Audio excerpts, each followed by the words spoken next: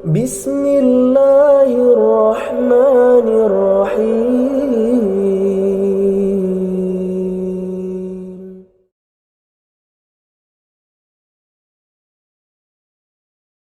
الحمد لله نحمده ونستعينه ونستغفره ونعوذ بالله من شرور انفسنا ومن سيئات اعمالنا من يهده الله فلا مضل له ومن يضلل فلا هادي له. لا اله الا الله واشهد ان محمدا عبده ورسوله صلى الله عليه وعلى اله واصحابه ومن تبعهم باحسان الى يوم الدين وسلم تسليما كثيرا اما بعد. Para hadirin dan hadirat jemaah, semoga kita Allah Subhanahu wa taala. Alhamdulillah, kita semua kita menjadi bersyukur kepada Allah Subhanahu wa taala yang mana dengan nikmatnya saya bisa mengikuti baik di bulan salah satu dari Ramadan yaitu Masjid Syafi'i tidak lain dan dilakukan untuk menjalankan ibadah yang sangat mulia kepada Allah Syafi'i. Kalau kami buat dan kata tahu kepada Allah Subhanahu wa taala, maka kita tidak akan bisa menjadi manusia. Alhamdulillah, telah hadir di hadapan kita tamu istimewa Ustaz Dr. Sufyan Basri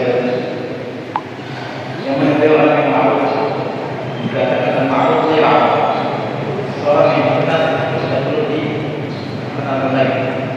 Akan tetapi riwayat menjadikan beliau pernah mengintai di kota Nabi Sallallahu Alaihi Wasallam Madinah. Yang satu daerah Sahih di Madinah Munawwarah kemudian yang kedua orang Madinah dan juga istri orang Madinah. Dan juga beliau pernah mengajar di Unaiza bersama masyayikh Unaiza seperti Syekh Shalih Al-Utsaimin yang mana untuk membersihkan waktu dan agar kita bisa menimba faedah yang lebih baik, maka kita silakan kepada Ustaz tempat dan tentunya oleh Allah Subhanahu wa taala. Baik.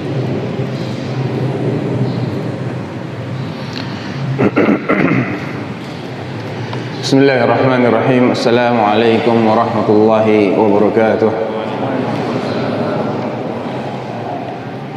إن الحمد لله نحمده ونستعينه ونستغفره ونعوذ بالله من شرور أنفسنا وسيئات أعمالنا من يهد الله فلا مضل له ومن يضلل فلا هادي له أشهد أن لا إله إلا الله وحده لا شريك له وأشهد أن محمدا عبده ورسوله وصفيه وخليله وخيرته من خلقه وصلوات الله وسلامه عليه وعلى آله وصحبه ومن سار على نهجهم إلى يوم الدين.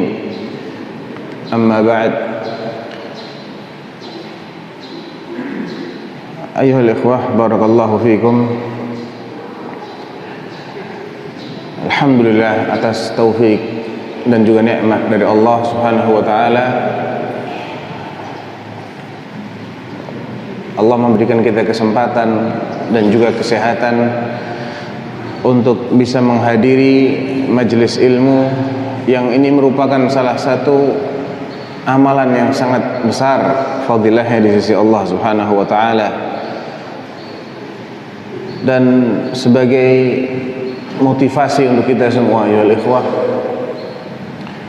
ada sebuah hadis yang perlu kita renungi terkait dengan fadilah menghadiri majelis ilmu seperti ini. Dan hadis ini insyaallah cukup ma'ruf, cukup sering disebutkan dalam konteks menjelaskan fadilah majalis al-ilm, wa huwa ma rawahu al-Imam Muslim fi sahihihi min hadits Abi Hurairah radhiyallahu taala anhu عن النبي صلى الله عليه وسلم أنه قال: ما اجتمع قوم في بيت من بيوت الله يتلون كتاب الله ويتدارسونه بينهم إلا أولا نزلت عليهم السكينة، ثانيا وغشيتهم الرحمة، ثالثا وحفتهم الملائكة، wa rabi'an wa huwa a'zam min hadhihi kullih wa dzakarahumullahu fi man indah. Dalam hadis yang cukup populer ini, Nabi SAW menjelaskan bahwa orang yang berkumpul di salah satu rumah Allah, di masjid artinya, dalam rangka yatadarasun. At-tadarus itu artinya saling mengkaji. Jadi dilakukan oleh dua orang, bukan hanya satu orang harusnya. Tadarus itu ada yang tukar menukar informasi, ada yang melontarkan pertanyaan, ada yang menjawab. Apabila mereka berkumpul di masjid dan mempelajari kitabullah dengan cara seperti itu, maka Allah akan berikan 4 hal. Yang pertama apa? Nazalat alaihimus sakinah, akan turun perasaan as-sakinah, ketenangan bagi semua yang hadir di majelis ini. Dan kelihatan dari muka antum ini, antum sedang merasakan ketenangan itu, ya. Wa ghasyiyatuhumur rahmah, yang kedua mereka diliputi dengan rahmat Allah Subhanahu wa taala. Wa ma ahwajana ila rahmatillah, dan alangkah berhajatnya kita, alangkah butuhnya kita terhadap rahmat Allah Subhanahu wa taala. Karena tanpa rahmat Allah ayuhal ikhwah, kita ini tidak akan mungkin terbebas dari ancaman neraka. Tanpa rahmat Allah, kita ini hanya layak untuk masuk ke dalam neraka dan tidak layak sama sekali untuk masuk ke dalam jannah.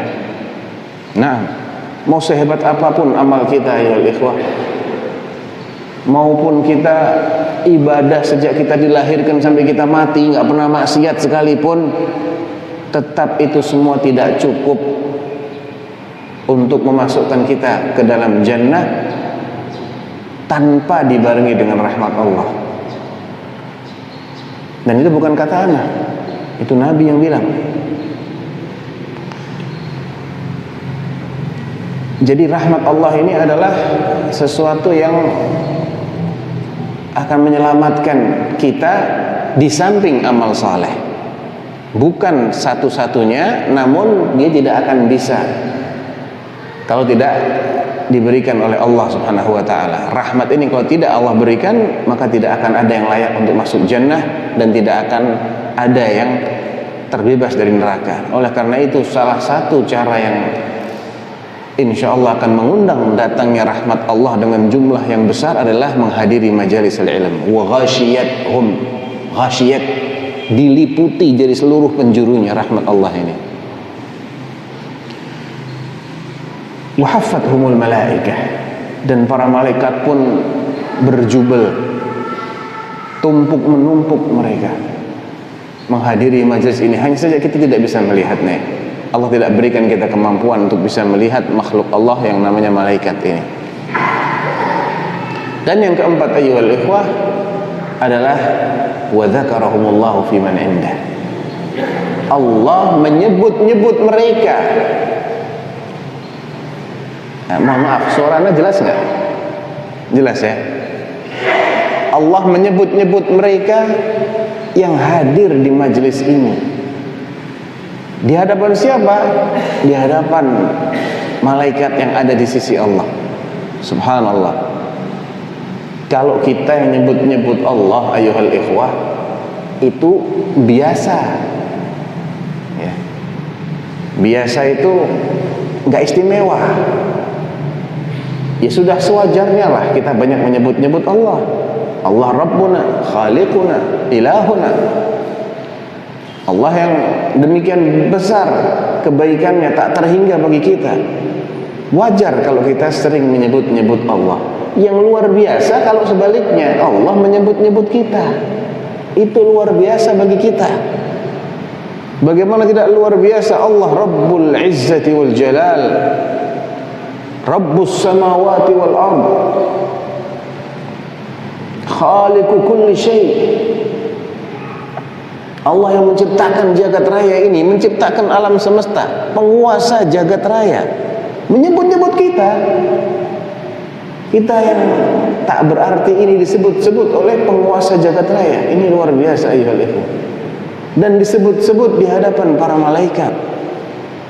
Maka alangkah pantasnya apabila kita menjaga adab kita dalam majelis ilmu. Kita berikan apa yang menjadi haknya majelis ini, karena wallahi thumma billah thumma tallah, majelis ini lebih mulia dari majelis apapun yang ada di dunia. Ma'asyarul ayyuhal ikhwah. Ya. Kalaulah seseorang itu merasa bangga ketika dia menghadiri sebuah seminar tingkat nasional, apalagi tingkat internasional, ketika dia hadir di sidang istimewa, dia merasa bangga, maka hendaknya dia lebih merasa bangga, dia lebih merasa bersemangat ketika menghadiri majalis ilm, di mana orang-orang yang hadir di situ disebut-sebut oleh Allah Subhanahu wa taala. Ayyuhal ikhwah, barakallahu fikum. Apa yang akan kita bahas pada sore hari ini? Ada yang tahu judulnya apa? Ana mau ngopi dulu sebentar. Hadis sejalan dengan Al-Quran. Gitu ya. Ada yang tahu selain yang di depan?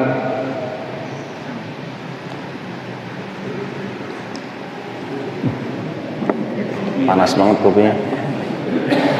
Hadis tidak sejalan dengan Al-Quran. Pertanyaannya. Taib.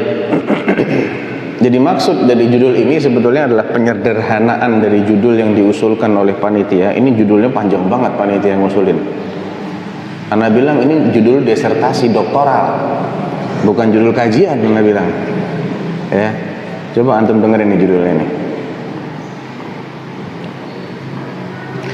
Menyikapi perspektif tinjauan hadis-hadis sahih saat berseberangan dengan Al-Quran. Panjang kan? Nih. Jadi Ana bilang kita buat aja judul yang simple, yang isinya sebuah pertanyaan. Mungkinkah ya hadis itu tidak sejalan dengan Al-Quran? Dan ini dalam rangka agar kita membentengi diri kita dari racun-racun pemikiran yang sering disebarluaskan oleh musuh-musuh Islam. Tayyib. Awalan, kita berbicara sebagai orang yang beriman, berbicara sebagai orang yang beriman, dan yang kita imani Allah Subhanahu wa taala. Allah Subhanahu wa taala ini kita percayai semua yang berkaitan dengan Allah ini melalui jalur seorang manusia yang bernama Muhammad Rasulullah sallallahu alaihi wa alihi wasallam. Dari jalur Rasulullah Muhammad sallallahu alaihi wasallam ini Allah turunkan wahyunya. Wahyu Allah ini terbagi menjadi dua. Ada wahyu yang secara redaksional, secara tekstual, apa adanya. Jadi turun dengan lafaz dan maknanya dari Allah. Nabi hanya membacakan saja. Tidak ada campur tangan sedikit pun dari Nabi sallallahu alaihi wasallam untuk mengganti satu huruf pun atau untuk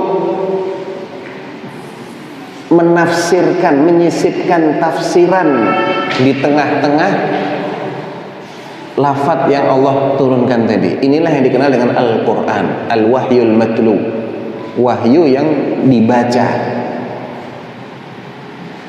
Adapun wahyu yang kedua, yang itu juga Allah turunkan kepada nabinya, adalah wahyu yang ghairul matlu, yang tidak dibacakan oleh beliau sebagai sesuatu yang tekstual, redaksional. Maksudnya Allah hanya menurunkan maknanya, memberikan arahan, pemahaman kepada Rasulullah sallallahu alaihi wasallam, kemudian Nabi mengungkapkan dengan bahasa beliau, dengan susunan kata beliau, atau Nabi melaksanakan apa yang telah Allah wahyukan tadi dalam bentuk perbuatan atau dalam bentuk sikap. Wahyu yang kedua ini dikenal dengan nama apa? Sunnah, atau juga disebut hadis, disebut juga disebut sunnah, disebut hadis, disebut athar, ya.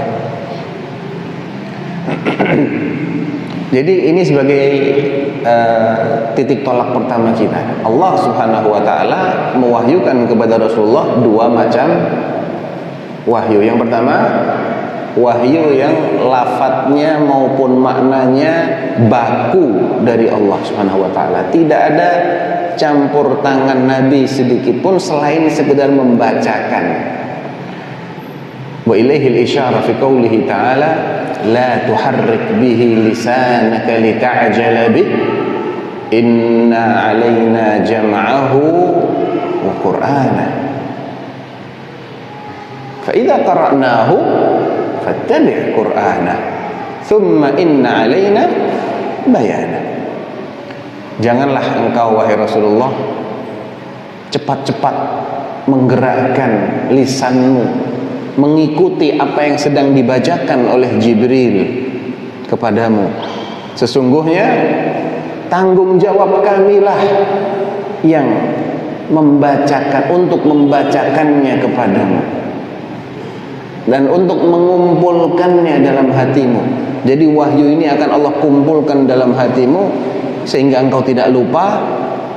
Karena Nabi khawatir lupa kalau nggak segera diikuti apa yang ditalkinkan oleh Jibril, beliau khawatir lupa. Enggak, Allah jamin. Inna alaina jama'ahu. Kami yang bertanggung jawab untuk mengumpulkan wahyu ini dalam hatimu. Wa Qur'ana, dan membacakannya kepadamu. Fa idza qara'nahu fattabi' Qur'ana. Kalau kami sudah selesai membacakannya kepadamu, baru engkau ikuti. Kemudian summa inna alaina bayan, dan tanggung jawab kami pula untuk menjelaskan maksud dari wahyu ini kepadamu. Penjelasannya itu bisa berupa ayat lain atau berupa hadis. Ya, Allah memberikan makna kepada Nabi SAW, kemudian Nabi ungkapkan makna itu dalam hadisnya, dalam rangka menjelaskan ayat, atau dalam rangka memberikan petunjuk pelaksanaan terhadap perintah-perintah Al-Quran yang tidak ada petunjuk pelaksanaannya dalam Al-Quran. Dan itu banyak sekali ayuhal ikhwan, cukup banyak. Taib, berangkat dari sini, apakah mungkin ada hadis yang tidak sejalan dengan Al-Quran? Jawabannya mustahil kalau nggak sejalan dengan Al-Quran. Ya, mustahil. Asalkan terpenuhi dua syarat. Tapi kalau dua syarat ini belum terpenuhi, maka tidak mustahil. Nah, apa ini syaratnya? Yang pertama, hadisnya mesti valid. Tahu valid? Sahih atau hasan, pokoknya hadis yang makbul, yang dinyatakan oleh ahlul hadis sebagai hadis yang benar penisbatannya kepada Nabi sallallahu alaihi wasallam, baik itu sebagai ucapan atau sebagai perbuatan atau sebagai persetujuan Nabi atau sebagai yang keempat penjelasan tentang sosok Rasulullah sallallahu alaihi wasallam. Bagaimana penampilan Nabi, bagaimana akhlaknya Nabi, ya, karena hadis dalam pengertian yang paling luas, pengertiannya ahlul hadis, kullu ma udhifa ila Nabi sallallahu alaihi wasallam, semua yang diidhafahkan, yang disandarkan, yang dilekatkan kepada Nabi sallallahu alaihi wasallam, min qaulin, baik yang bersifat ucapan beliau, au fi'lin, atau perbuatan beliau, au taqririn, atau persetujuan beliau. Beliau melihat sesuatu di depan beliau terjadi, beliau tidak mengingkari. Atau mendengar sesuatu, beliau tidak mengingkari. Namanya menyetujui ini. Au sifat, atau sifat-sifat beliau. Tingginya sedang, perawakannya begini, hidungnya mancung, rambutnya begini, matanya, alisnya, cara berjalannya, ya, sifat-sifat beliau. Ini semuanya dilekatkan kepada Nabi kan, disandarkan kepada Nabi kan, maka ini masuk dalam kategori hadis atau sunnah menurut pengertian yang paling luas, yaitu pengertiannya ahlul hadis. Jadi syarat yang pertama untuk dikatakan tidak mungkin hadis tidak sejalan dengan Al-Quran, syaratnya hadisnya harus apa? Valid. Jangan bilang sahih. Nanti Hasan nggak masuk kalau dibilang sahih, ya. Ada yang namanya Hasan di sini. Baik. Jadi yang pertama harus valid. Valid ini meliputi sahih, hasan, atau di bawah itu tapi dia makbul, masih diterima, ya. Karena hadis itu terbagi menjadi dua kan, makbul dan mardud. Makbul ini tidak hanya sahih, tapi ada juga yang grade-nya di bawah itu. Artinya kalau hadisnya tidak valid, kemudian terjadi pertentangan dengan Al-Quran, ya wajar. Karena kalau dia bukan hadis yang valid, bisa saja dia adalah suatu kebatilan yang diatasnamakan kepada Nabi. Kalau yang namanya kebatilan bertentangan dengan Al-Quran yang hak, wajar apa wajar? Wajar, ya, wajar. Jadi apakah salah hadisnya? Tidak. Hadisnya tidak salah karena itu sebetulnya bukan hadis Nabi, ya, itu bukan hadis Nabi. Syarat yang kedua, hadis yang valid tersebut secara sanad dia valid, dia harus difahami dengan pemahaman yang valid juga, pemahaman yang benar, pemahaman yang memang sesuai dengan apa yang dimaksudkan oleh Allah dan Rasulnya. Kalau dipahami dengan cara yang benar, tidak mungkin ada pertentangan, tidak mungkin tidak sejalan. Munculnya asumsi atau dugaan ini kok bertentangan, itu karena biasanya dia nggak paham maksudnya apa, walaupun hadisnya valid. Dan ini juga sering terjadi. Orang tidak bisa memahami maksud sebuah dalil, imma dia gagal paham terhadap hadis atau gagal paham terhadap Al-Quran, atau dua-duanya. Itulah yang menyebabkan munculnya kesan tidak sejalan, ya. Jadi kita harus bedakan antara kesan di dalam benak kita dengan realitanya. Kalau realitanya tidak mungkin nggak sejalan. Tapi kalau terkesan bagi sebagian orang ini kok nggak sejalan, ada kontradiksi, itu mungkin. Tapi kalau realitanya, faktanya, hakikatnya tidak mungkin tidak sejalan. Bisa dipahami? Ada yang belum paham sampai sini? Paham ya? Taib. Kenapa kok tidak mungkin hadis yang valid dan dipahami dengan pemahaman yang benar ini tidak sejalan dengan Al-Quran? Karena dua-duanya dari sumber yang satu. Bedanya di mana? Bedanya cuma Al-Quran ini lafadz dan maknanya baku dari Allah, sedangkan hadis Nabi itu maknanya saja dari Allah, lafadznya diungkapkan kembali oleh Nabi, baik secara lisan beliau atau dengan perbuatan beliau. Jadi sumbernya satu. Kalau sumbernya satu tidak mungkin terjadi kontradiksi.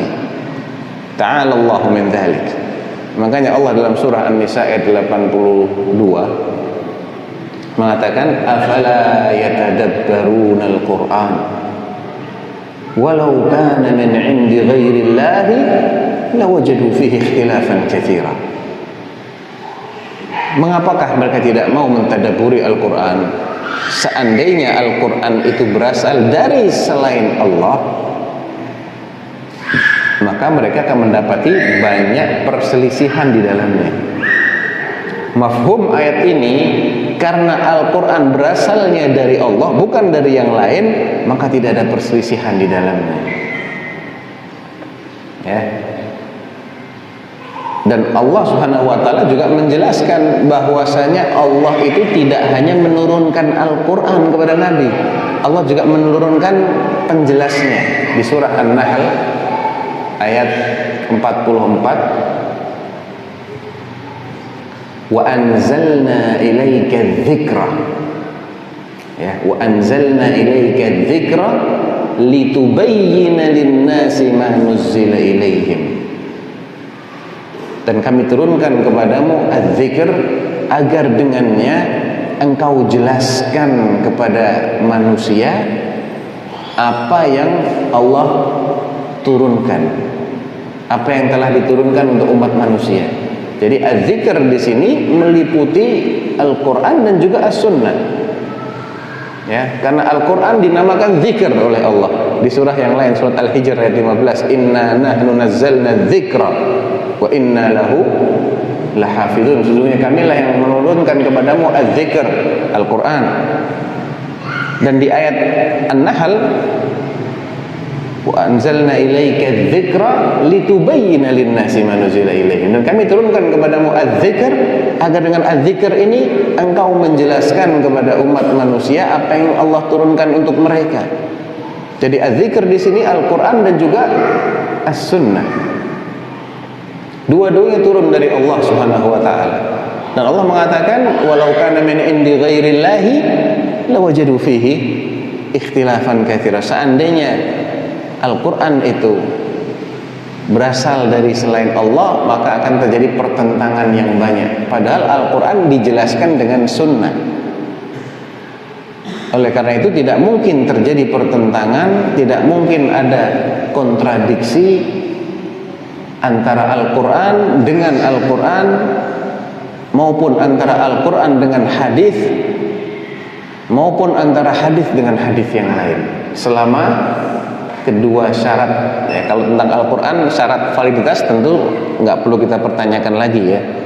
Yang kadang perlu kita pastikan adalah kalau antara Quran dengan hadis atau antara hadis dengan hadis, maka dua syarat tadi perlu kita pastikan dulu. Benarkah hadisnya valid? Dan kalau dia valid, maka pastikan pemahaman terhadap hadis tersebut adalah pemahaman yang tepat. Dari sini kita perlu melangkah kepada poin berikutnya. Bagaimana cara kita memastikan validitas suatu hadis? Dan bagaimana cara kita memastikan bahwa pemahaman kita terhadap hadis ini adalah pemahaman yang benar, nggak salah paham? Untuk menjawab pertanyaan yang pertama, kita harus tahu posisi diri kita. Apakah kita ini seorang yang min ammatin nas, minal awam, ataukah kita ini min talabatil ilm, ataukah kita ini minal ulama? Ya. Kalau kita sudah tahu posisi kita, saya orang awam. Bagaimana cara saya mengetahui hadis ini valid, makbul, bisa diterima, ataukah sebaliknya tidak valid alias mardud? Maka jawabannya cuma satu, tanya. Kepengen tahu derajatnya apa? Tanya. Nggak ada cara lain. Tanya kepada siapa? Kepada ahlinya. Nggak boleh tanya sama sembarang orang, ya. Tidak boleh tanya sama teman. Temanmu ahli apa bukan? Tanya kepada ahlinya. Setelah mendapatkan penjelasan dari si ahli, maka sampai situlah kewajiban dia sebagai orang awam. Cara mengetahui dan memastikan pemahaman dia terhadap hadis yang sudah diketahui validitasnya tadi bagaimana juga sama. Kalau dia seorang awam, tanya juga kepada ahlinya. Dia nggak paham, saya nggak paham ini dalam bahasa Arab. Atau mungkin dia paham sedikit-sedikit bahasa Arab, pernah belajar nahwu shorof, nggak cukup. Harus pemahamannya matang, nggak boleh setengah-setengah. Kalau belum matang, tanya kepada yang paham. Baik dengan cara pertanyaan lisan ataupun dengan cara mencari, merujuk kepada penjelasan para ulama, kitab-kitab yang telah disusun oleh para ulama yang telah diakui keilmuan mereka dalam bidang ini. Kan ada tuh buku-buku yang namanya syuruhul hadis, ya, syarah penjelasan terhadap makna hadis. Cari. Kalau belum menemukan jawabannya, ya sabar. Terus mencari atau terus bertanya, tanya kepada satu orang. Mungkin dia tidak tahu, nggak ada masalah. Kan nggak semua orang harus mengetahui semuanya. Ya, yang namanya ulama itu bukan berarti dia harus tahu semuanya, tidak. Sangat mungkin dia tidak mengetahui sebagian dari ilmu. Wajar sekali itu. Tanya kepada yang lain, yang kedua, yang ketiga. Ya. Karena tidak mungkin ada pertentangan antara dua dalil yang benar-benar valid semua. Entah Quran dengan Quran, Quran dengan hadis, ataupun hadis dengan hadis. Bahkan ada yang keempat, hadis dengan logika nggak mungkin bertentangan. Quran dengan logika juga nggak mungkin bertentangan dengan akal sehat. Nggak mungkin. Karena akalnya juga Allah yang ngasih kita. Dan dalam banyak ayat dalam Al-Quran, Allah menyuruh kita untuk menggunakan akal. Betul kan? Afala ta'qilun, afala tatafakkarun. Itu kan suruh mikir kita, suruh pakai akal yang Allah berikan kepada kita. Seandainya hasil perenungan, hasil berfikir ini itu justru menjadikan manusia tersesat, maka Allah tidak mungkin menyuruh kita menggunakan akal, sedangkan hasilnya itu menyesatkan. Tentunya yang dimaksud menggunakan akal di sini menggunakan akal dengan tepat, ya, bukan ngawur. Kalau semua orang berakal sepakat mengatakan A, semua orang berakal sepakat mengatakan A, tidak mungkin Al-Quran mengatakan yang sebaliknya. Tidak mungkin Allah menyuruh kita untuk meyakini yang selain itu. Tidak mungkin. Syaratnya semua orang berakal mesti sepakat mengatakan A. Tapi kalau sebagian orang berakal bilang A, sebagian lagi bilang B, ya, maka ini namanya bukan murni hasil pemikiran. Ya, ada sesuatu lain yang berperan di situ. Ada egoisme mungkin, ada hawa nafsu mungkin. Tapi kalau murni dia menggunakan akal tanpa ada hawa nafsu, tidak mungkin hasilnya ini bertentangan dengan apa yang kita diperintahkan oleh Al-Quran atau diperintahkan oleh Sunnah untuk mengimaninya. Sebagai contoh, bentar.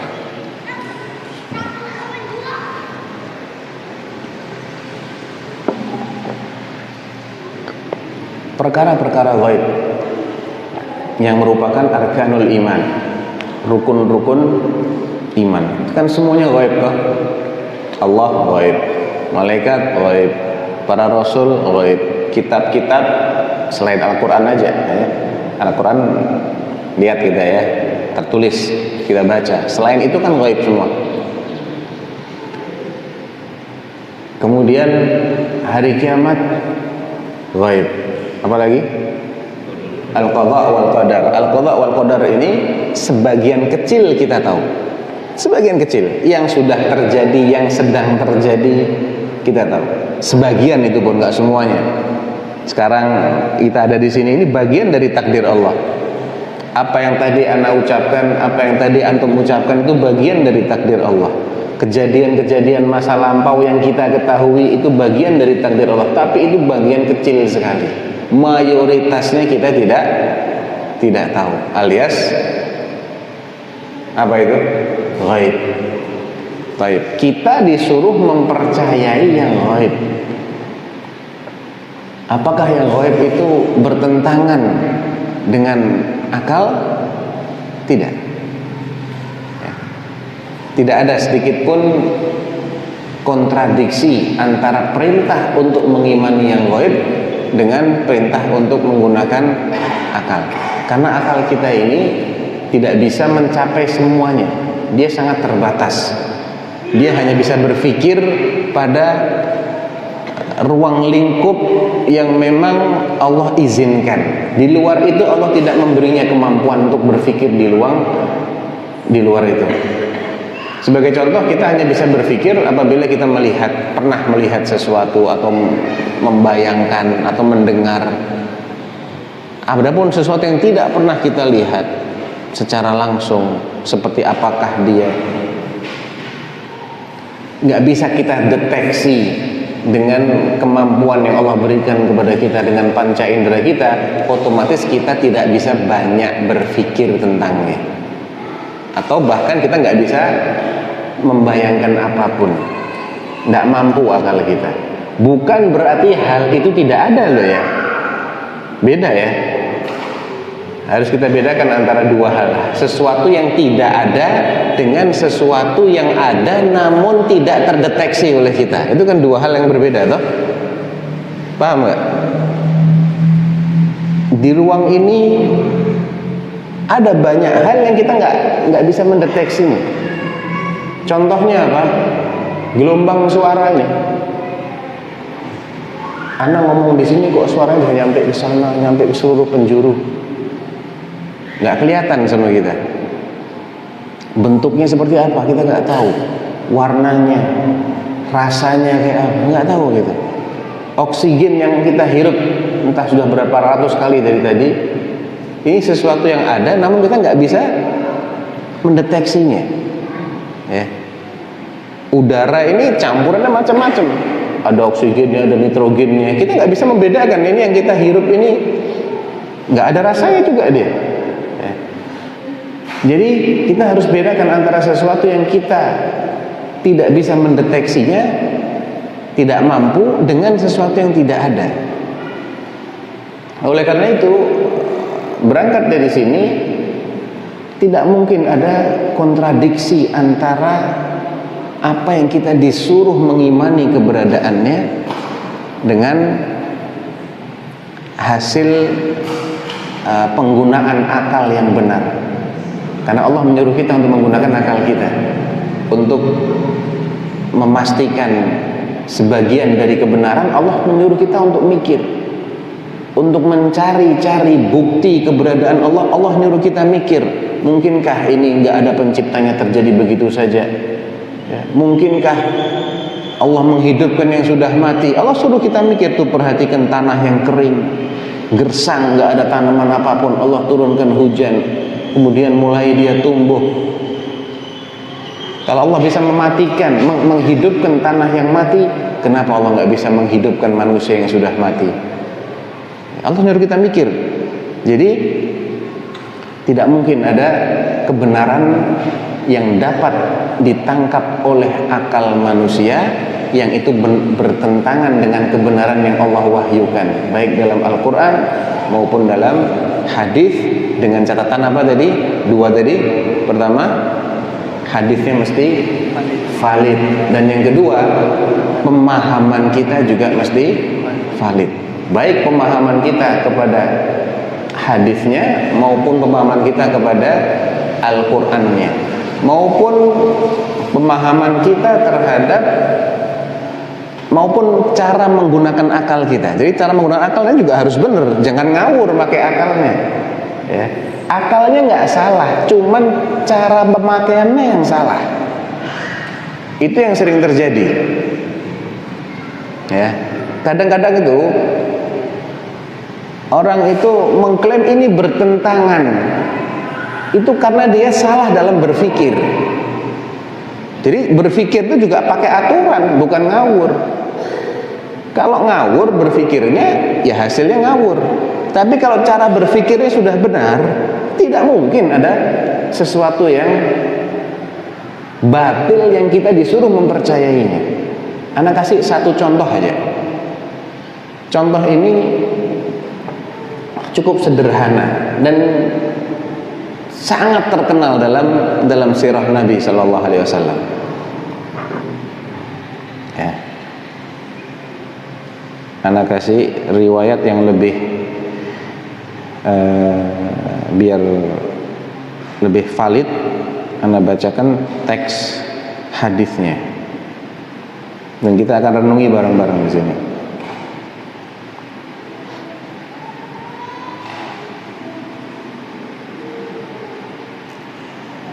Sebentar.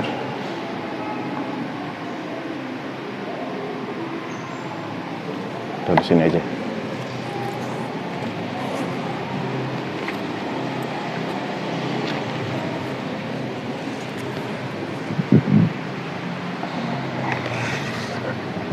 Ini intinya hadis yang bercerita tentang peristiwa Al-Isra wal Mi'raj. Al-Isra sebetul. Karena Mi'raj ini sengaja tidak disinggung secara tegas dalam Al-Quran,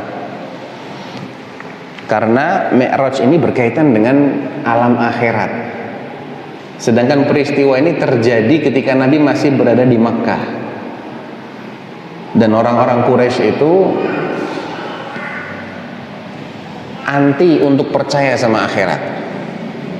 Dua hal dari ajaran Nabi yang paling ditentang dan didustakan oleh orang-orang musyrik Quraisy adalah pertama ajaran tauhid dalam hal ibadah, dan yang kedua bahwasanya ada kehidupan setelah kematian. Bahwa orang kalau sudah mati, sudah hancur lebur dari tanah, akan dihidupkan lagi oleh Allah, kemudian dia akan diberi balasan. Masih ingat ketika Nabi pertama kali dakwah terang-terangan di kaki bukit Safa? Apa kata Nabi? Fa inni mundzirukum baina yaday adzabin syadid. Aku memberi kalian peringatan akan adanya azab pedih yang menanti kalian nanti di akhirat. Langsung yang pertama kali maki-maki siapa? Abu Lahab. Ya. Tabban laka sa'iral yaum ali hadza jama'atan. Kurang ajar kau. Cuman buat kayak gini kau kumpulkan kami di sini untuk mendengar bahwa nanti setelah kita mati ini akan ada pembalasan. Maka turunlah surah Tabbat.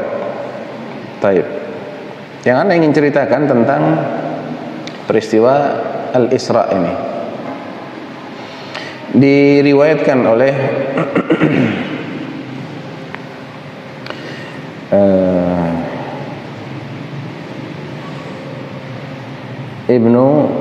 oleh Imam Ahmad dalam musnadnya, dan juga oleh Ibnu Abi Syaibah dalam musannafnya, dan juga oleh Al-Imam An-Nasa'i dalam As-Sunan Al-Kubra.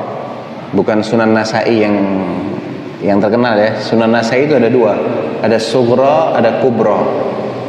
Kalau disebutkan diriwayatkan oleh Nasa'i, rawahun Nasa'i, itu biasanya dalam As-Sughra yang masuk dalam rangkaian Al-Kutubus Sittah. Ini dalam yang lebih besar dari As-Sunan Al-Kubra. Min tariqi Auf Al-A'rabi an Zurarah bin Awfa an Ibni Abbasin marfu'an. Dari hadisnya Ibnu Abbas. Qal, ini Nabi sallallahu alaihi wasallam yang berbicara ya. Ibnu Abbas marfu'. Jadi Nabi yang mengatakan lamma kana lailatu usriya bi. Ya, setelah aku melewati malam di mana aku diperjalankan pada malam itu oleh Allah dari Masjidil Haram ke Baitul Maqdis, kemudian kembali lagi di malam yang sama. Jadi misalnya ini anggap ini pagi-pagi gitu ya. Semalam Nabi habis mengalami peristiwa Isra, maka pagi-paginya wa asbahtu bi Makkah, dan aku pagi hari sudah di Mekah lagi. Fadhi'tu bi amri, aku pun cemas terhadap apa yang barusan aku alami.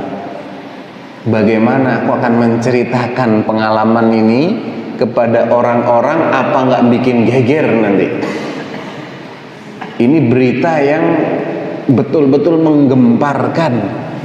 Kok bisa-bisanya dalam satu malam dengan cepat seperti itu Nabi pergi ke Baitul Maqdis dan pulang lagi. Ini sesuatu yang benar-benar akan membuat heboh. Fadhi'tu bi amri wa araftu anna an-nasa mukadzibin.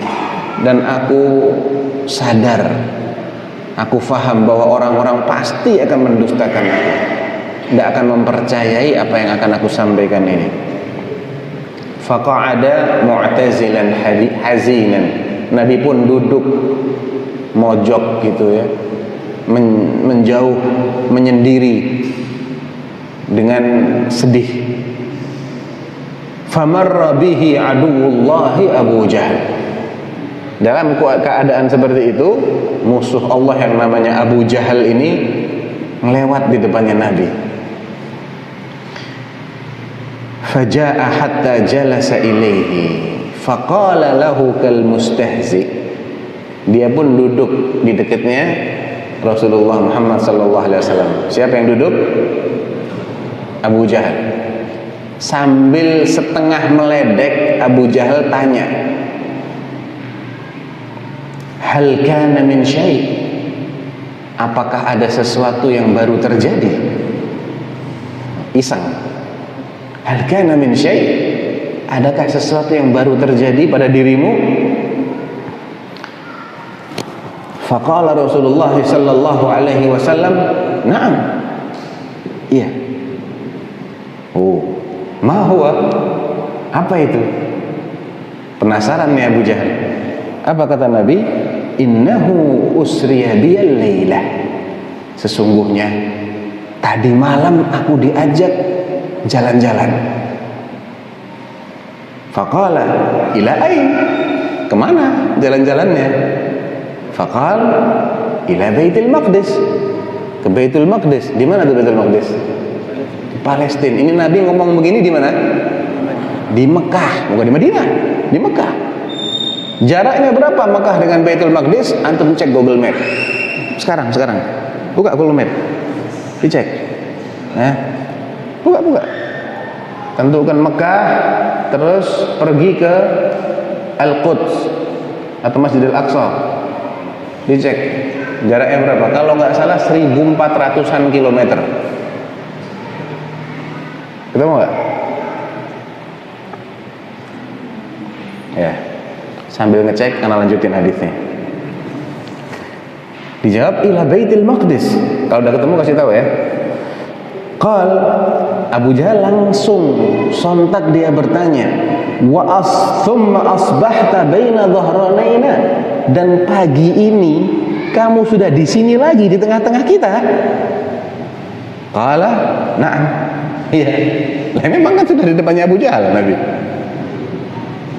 Qal falam yuri annahu yukadzibu. Abu Jahal menampakkan seakan-akan dia tidak mendustakan ucapannya Rasulullah SAW ini. Makhafata an yajhadahu al-hadith in da'a qaumahu ilaih. Karena Abu Jahal khawatir kalau saya menampakkan respon saya katakan, wah kamu ini bohong. Nanti dia nggak mau cerita lagi sama orang-orang. Padahal Abu Jahal kepingin berita ini diceritakan kepada semua orang. Paham ya? Jadi Abu Jahal ini pura-pura tidak mendustakan Rasulullah agar Rasulullah tidak keberatan untuk menceritakannya kepada kaumnya. Apa kata Abu Jahal? Ara'aita in da'autu qaumaka tuhaddithuhum ma haddatsani? Kalau aku panggil kaummu semua ke sini, kamu mau nggak menceritakan yang barusan kau ceritakan tadi kepadaku? Kata Nabi, nah, ya, aku akan ceritakan lagi apa yang barusan aku ceritakan kepadamu. Kemudian Rasulullah Sallallahu Alaihi Wasallam mengatakan, Abu Jahal mengatakan, sudah ketemu? 1.400 km sekali jalan loh itu. Kalau PP berarti 2.800 km. Dan antum bayangkan, di zaman itu kendaraan tercepat yang diketahui oleh orang-orang musyrik apa? Kuda. Ada kira-kira selain kuda yang mereka ketahui sebagai kendaraan? Enggak ada. Sekarang cari lagi berapa kecepatan maksimal kuda. Coba cari, coba. Google lagi, Google. Nah, sambil nunggu kita lanjut. Apa kata Abu Jahal? Hayya ma'syara Bani Ka'b bin Lu'ay. Bani Ka'b bin Lu'ay itu maksudnya orang-orang Quraisy. Ya, Quraisy itu nenek moyang mereka ada yang namanya Ka'b bin Lu'ay. Ayo kesini semua, ngumpul. Fantafadat ilaihil majalis. Mereka yang tadinya bikin majelis-majelis pada bubar mengerumuni Abu Jahal dengan Rasulullah sallallahu alaihi wasallam. Ja'u hatta jalasu ilaihima. Qal, Abu Jahal bilang sekarang, hadits qaumaka bima haddatsani. Sekarang bismillah sampaikan. Enggak pakai bismillah, bismillahnya dari anak itu. Ya. Sekarang sampaikan, ceritakan sekarang. Faqala Rasulullah sallallahu alaihi wasallam, dah ketemu. 88 km per jam itu top speed kan? Ya, kira-kira kuat berapa jam kuda lari dengan kecepatannya itu? Cari lagi. Kasih PR terus dari tadi ya. Tapi insya Allah paling hanya beberapa menit saja dia kuat. Hanya belasan menit. Staminanya akan menurun. Anggap dia terus mempertahankan kecepatan 88 km. Sekarang 2.800 dibagi 88 dapatnya berapa itu? Angkanya 30-an kira-kira. Ya. 32 jam yang diperlukan oleh kuda untuk berlari dengan kecepatan maksimal. Itu nggak mungkin ya, itu nggak mungkin loh. Tapi anggap saja ini ada kuda yang kuat ya, atau kudanya ada 100 ekor, tiap 100 capek ganti naik kuda baru, naik lagi pindah lagi, misalnya kayak gitu tuh. Itu perlu waktu 32 jam, padahal semalam itu maksimal berapa jam? Maksimal 12 jam. Jadi nggak mungkin menurut apa yang biasa mereka ketahui ya, bukan menurut akal. Enggak, menurut akal itu mungkin.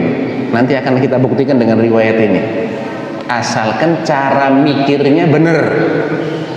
Nah, jadi kita sekarang belajar cara berpikir yang benar. Alhamdulillah, kalau ahlu sunnah mesti mikirnya benar.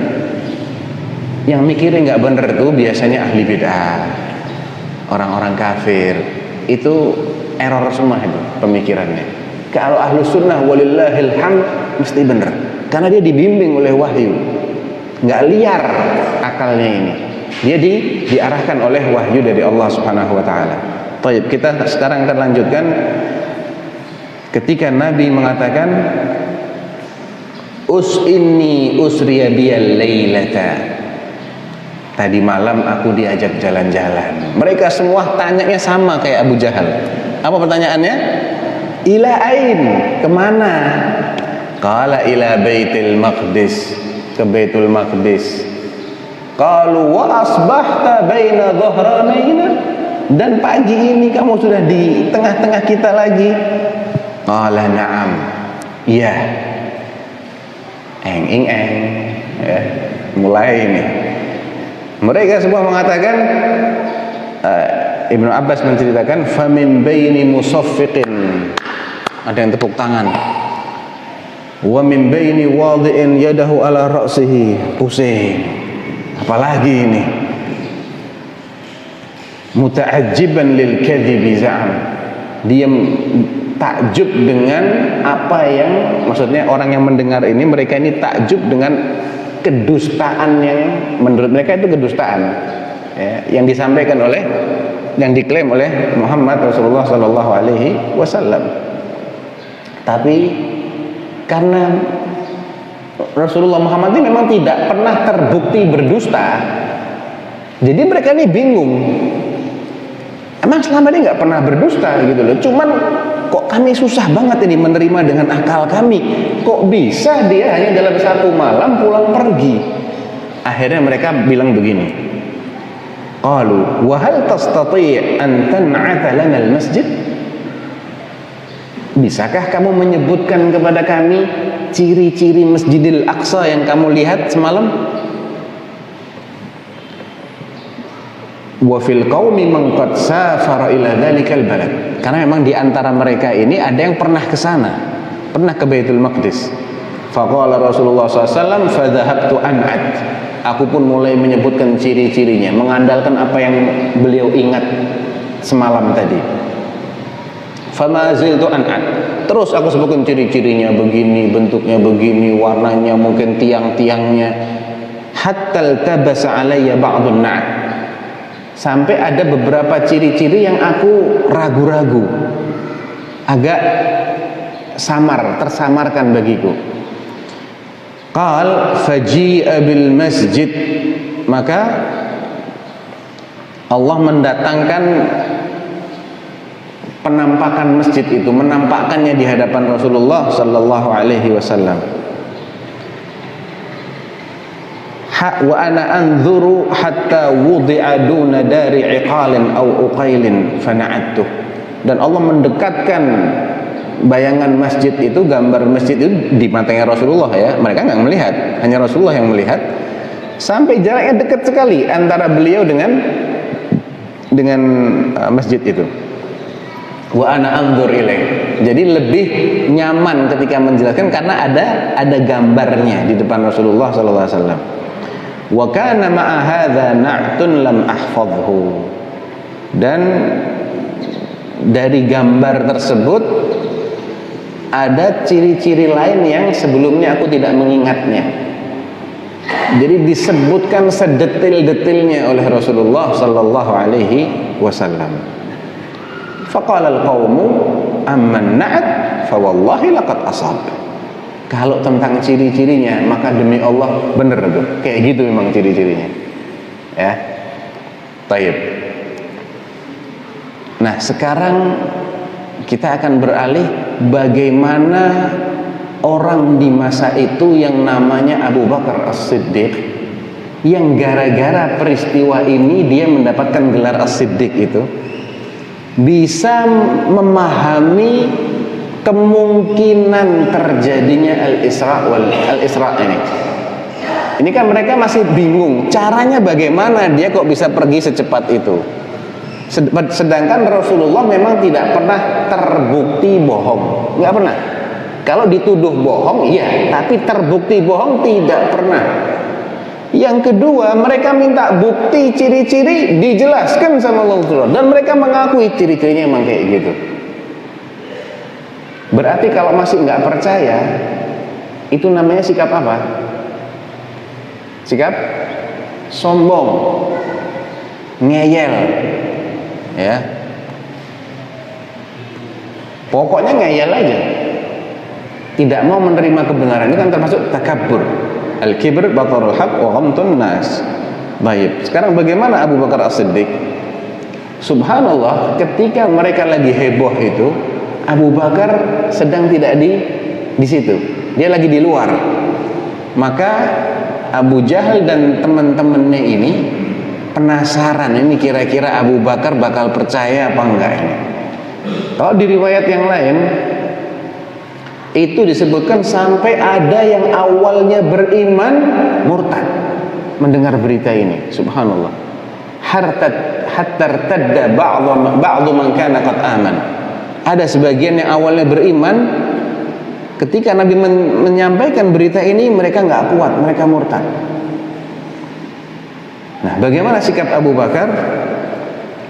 Disebutkan oleh Al-Imam Al-Ajurri, diriwayatkan oleh Imam Al-Ajurri dalam kitabnya Asy-Syari'ah.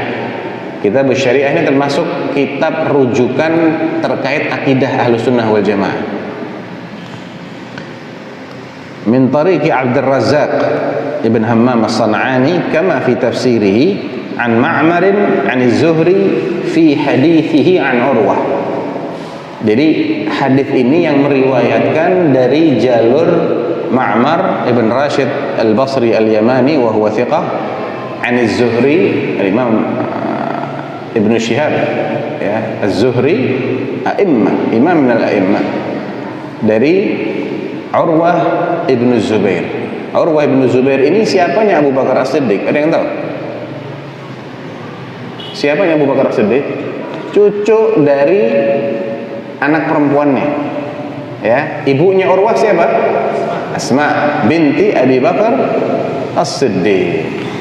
Urwah ini tabi'i. Dia memang tidak bertemu dengan Abu Bakar As-Siddiq, tapi sekali lagi Abu Bakar ini adalah kakeknya. Jadi ini riwayat cucu tentang keluarga dia. Ya, kira-kira kalau ahli bait seseorang mengerti kan seluk-beluk yang ada di keluarga itu? Ya, lain sama orang luar. Kalau orang luar, kita mungkin mempertanyakan dari mana dia mendengar cerita ini? Dia bukan keluarganya Abu Bakar. Tapi kalau ini cucunya Abu Bakar, kira-kira mendengarnya dari mana?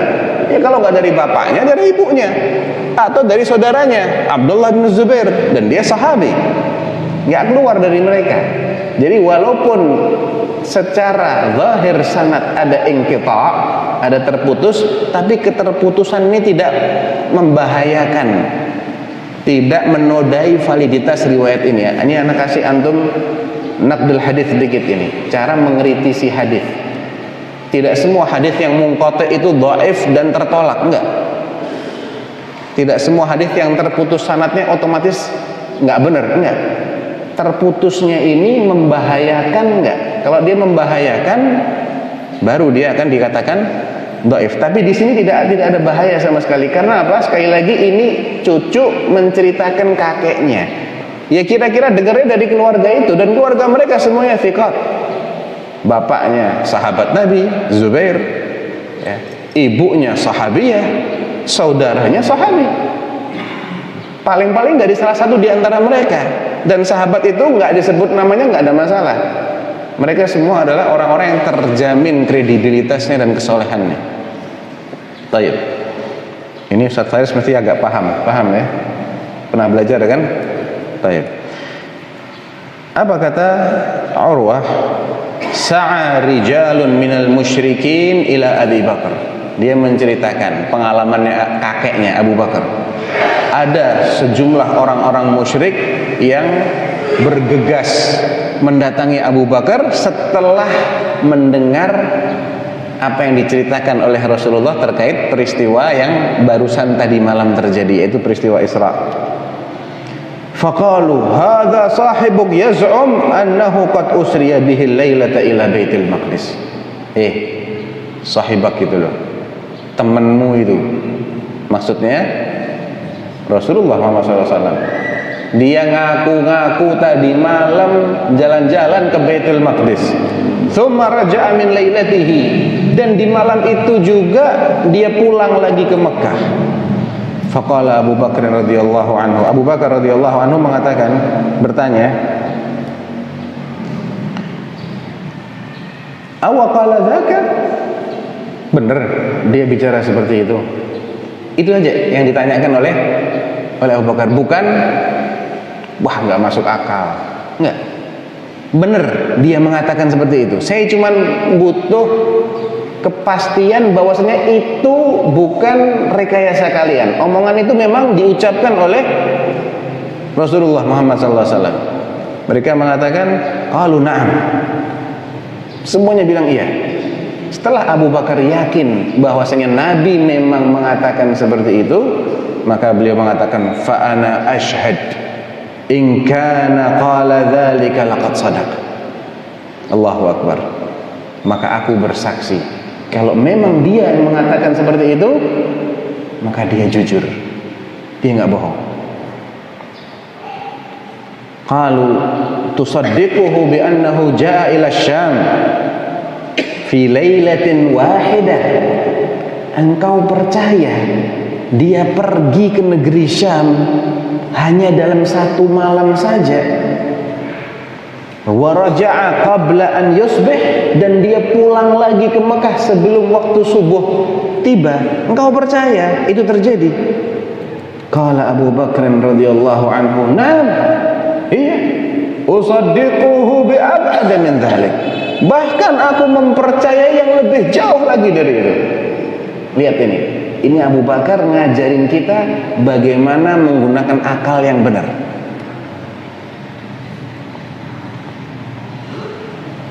Sebelum Anda jelaskan, Anda mau tanya, Abu Jahal itu berakal nggak? Berakal. Maksudnya berakal itu nggak gila gitu loh, waras. Ya, dia punya akal. Abu Bakar sama, punya akal juga. Ketika ada berita seperti ini, ada di antara orang berakal yang menolak, tapi ada juga yang tidak menolak. Berarti tidak ada ijma' dalam hal ini bahwa itu sesuatu yang tidak mungkin. Tadi kita sudah sepakati kan, yang tidak mungkin ada adalah kontradiksi antara wahyu Allah, baik Al-Quran maupun hadis, dengan hasil kesepakatan akal manusia. Itu nggak mungkin kontradiksi.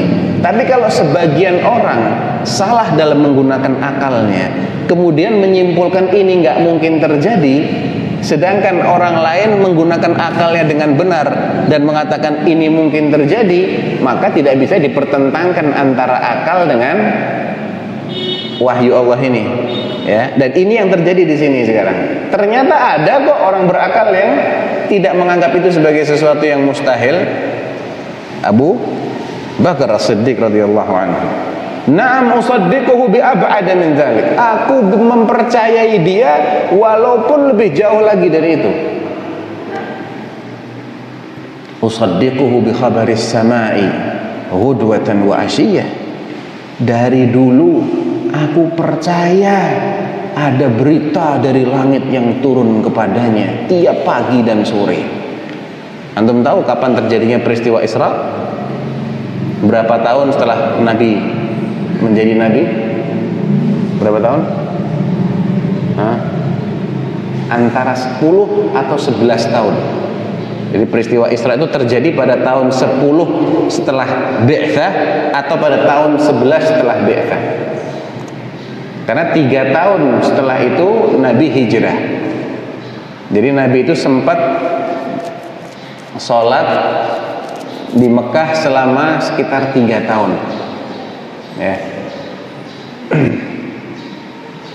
Karena beliau mendapatkan wahyu sholat 5 waktu ketika peristiwa Mi'raj, Isra dan Mi'raj. Nah, Abu Bakar mengatakan dari dulu, artinya sudah 10 tahunan ini saya tidak pernah mendustakan bahwa Muhammad ini selalu mendapatkan berita dari langit. Jarak Mekah dengan Baitul Maqdis tadi 1400, ya, PP berarti 2800. Kalau jarak bumi langit berapa?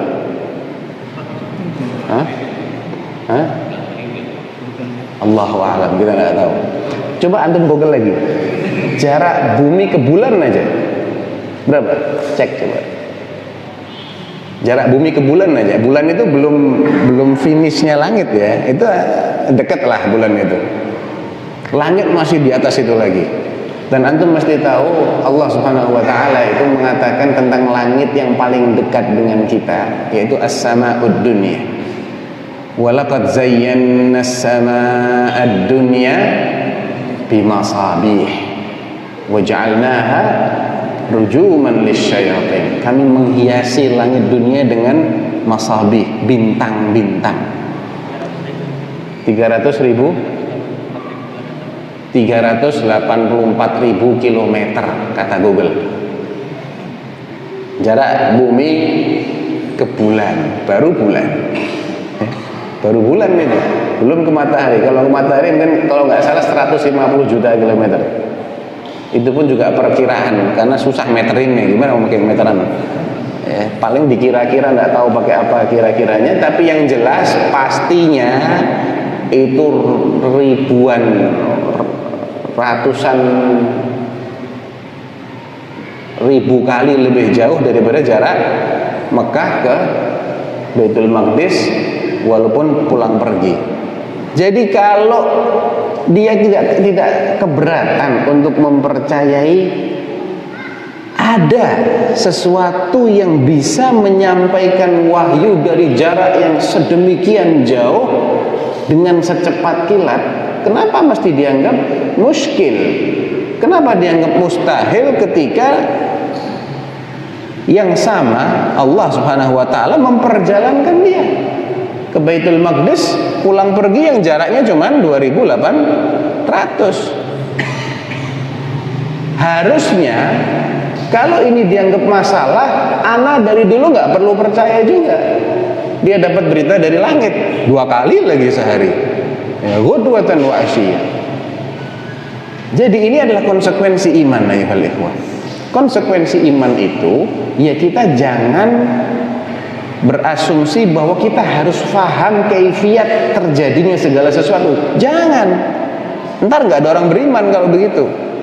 Nanti iman ini berubah judulnya jadi ilmu pengetahuan, bukan lagi iman. Kalau ilmu pengetahuan, ente wajib paham kaifiatnya bagaimana. Kalau nggak paham, nggak jadi ilmu pengetahuan, jadinya kepercayaan. Nah, yang namanya kepercayaan itu nggak wajib paham kaifiatnya bagaimana. Percaya aja. Yang jelas itu tidak akan bertentangan dengan akal. Ya, karena apa? Karena begini. Ini penutup. Karena apa yang tidak kita ketahui keberadaannya itu tidak berarti tidak ada. Udah, alasannya gitu.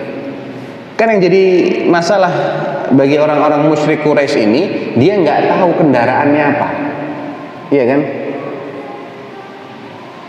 Sehingga mereka hanya menggunakan asumsi kalau pakai kendaraan tercepat yang mereka ketahui, yaitu apa tadi? Kuda. Kalau pakai kuda nggak mungkin. Lah kalau pakai yang lain, saya nggak melihat kendaraan yang lain itu apa. Dari sini mereka akhirnya mengingkari. Itu kan nggak ilmiah. Berarti Anda harus melihat semuanya. Berarti kita harus punya kemampuan untuk melihat semuanya. Padahal Allah nggak berikan kemampuan itu. Jadi itu pengingkaran yang tidak berdasarkan ilmu. Itu pengingkaran murni berdasarkan ketidaktahuan mereka tentang kendaraan apa yang dipakai oleh Rasulullah. Ternyata Rasulullah nggak naik kuda. Rasulullah naik apa? Naik burak. Ya, al-burak yang sekali langkah itu sejauh pandangan mata. Ya, sekali langkah itu bus sejauh pandangan mata. 1 kali langkah, 2 kali langkah udah nggak kelihatan udah. Ternyata ada kendaraannya, cuman mereka nggak melihat. Nah, jadi mereka tidak punya alasan ilmiah untuk mengingkari. Baik. Usaddiquhu bi khabaris sama'i ghudwatan wa asyiyya. Aku mempercayainya, membenarkannya karena dia selama ini mendapatkan wahyu dari langit setiap pagi dan petang. Qala Urwah, "Falidzalika summiya Abu Bakrin As-Siddiq radhiyallahu anhu." Semenjak itu Abu Bakar dijuluki As-Siddiq, ya, enggak pakai capek-capek untuk mempercayai apa yang disabdakan oleh Nabi sallallahu alaihi wasallam. Baik, jadi ayyuhal ikhwah, yang penting kita ini kalau mau menggunakan akal, gunakan dengan cara yang benar. Tidak mungkin ada kontradiksi antara dalil-dalil syar'i. Entah Quran dengan Quran, Quran dengan hadis, hadis dengan hadis, Quran dengan akal, hadis dengan akal, nggak ada kontradiksi. Yang masih ada kejanggalan, tanya kepada ahlinya. Ya. Kontradiksi itu muncul karena dia tidak paham. Ada kalanya ayat ini am, ayat yang itu khas. Yang ini sifatnya umum, sedangkan yang ini sifatnya khusus. Yang umum berlaku umum kecuali yang ini tidak berlaku baginya ayat yang umum. Ini ada pengecualian. Jadi nggak ada masalah, nggak ada kontradiksi. Kontradiksi itu muncul kalau dua-duanya dianggap umum, baru kontradiksi. Kalau yang satu khusus, yang ini umum, ya nggak ada masalah. Dia berlaku pada semua orang kecuali pada orang ini, atau berlaku pada semua keadaan kecuali keadaan ini. Ada lagi yang mutlak, ada yang muqayyad. Ada ayat yang sifatnya tidak membatasi, tapi oleh ayat lain dibatasi. Jadi yang mutlak ini tarik kepada yang muqayyad. Kalau ingin memahami yang mutlak, pahami berdasarkan batasan-batasan yang disebutkan oleh ayat yang lain. Nggak ada kontradiksi. Dan itu juga bisa terjadi pada hadis Nabi. Ada hadis yang menjelaskan apa yang dalam Al-Quran itu masih global, ya, dijelaskan, dirinci sama hadis, atau dibatasi maknanya oleh hadis Nabi. Di ayat tidak terbatasi maknanya, ternyata di hadis dibatasi. Tidak ada pertentangan di situ. Atau nasikh wal mansukh.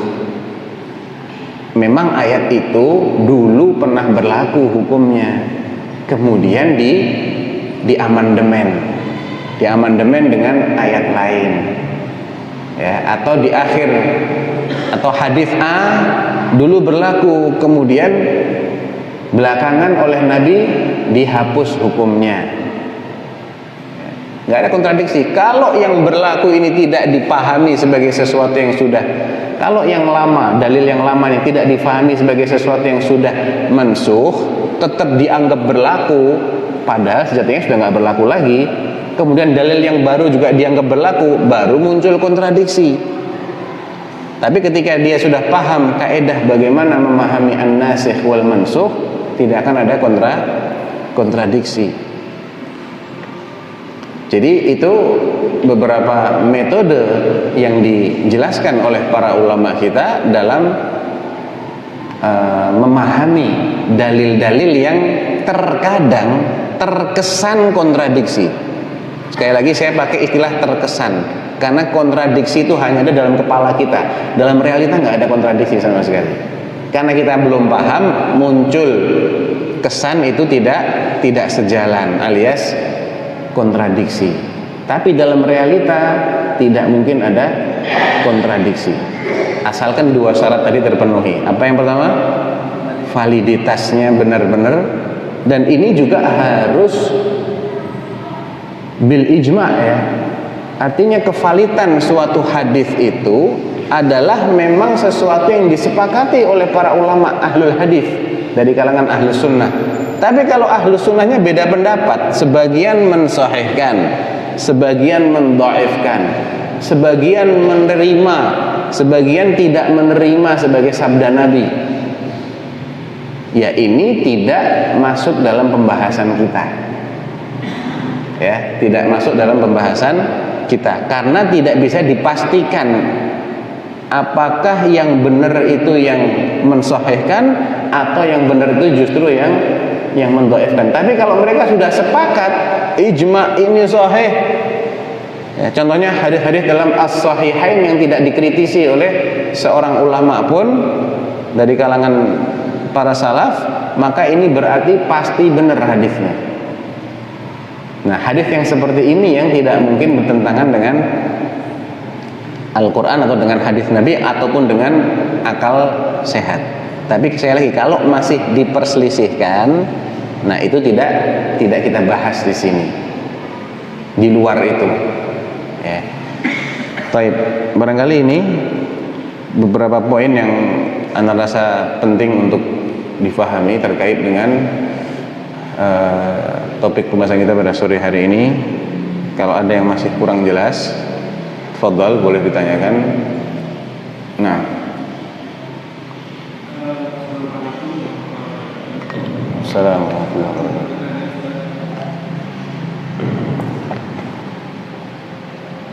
wabarakatuh.